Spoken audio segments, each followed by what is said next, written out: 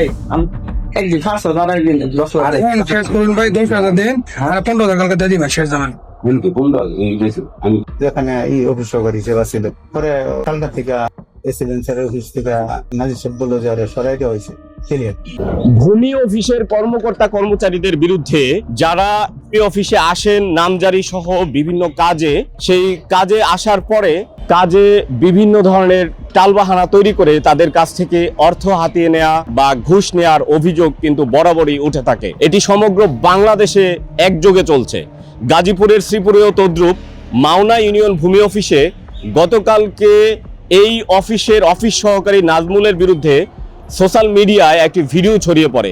সেখানে তাকে অর্থ লেনদেনের চিত্র সহ তাকে দেখা যায়। এর পরপরই তাকে অন্যত্র বদলি করে দেন, অর্থাৎ পার্শ্ববর্তী একটি ইউনিয়ন তেলিহাটি ইউনিয়ন ভূমি অফিসে তাকে বদলি করা হয়।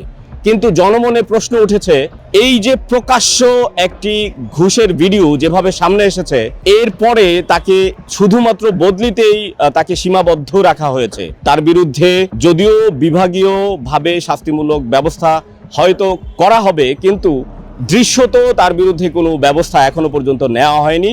এই এলাকার যারা সচেতন মহল রয়েছে, যারা ঘুষ দিচ্ছেন নিয়মিত, যারা ঘুষের বিনিময়ে ভূমি অফিসে সেবা নিয়ে থাকেন, তাদের দাবি, যেহেতু একটি প্রমাণ সহ একটি বিষয় সামনে এসেছে, তাকে যেন বিভাগীয়ভাবে আইনি প্রক্রিয়ায় শাস্তির আওতায় আনা হয়, সেই দাবি জানিয়েছে এই ভূমি অফিস সহ শ্রীপুর উপজেলার সর্বস্তরের সচেতন জনগণ। জানাচ্ছিলাম মোহাম্মদ মুজাহিদ, সময়ের আলো, গাজীপুর।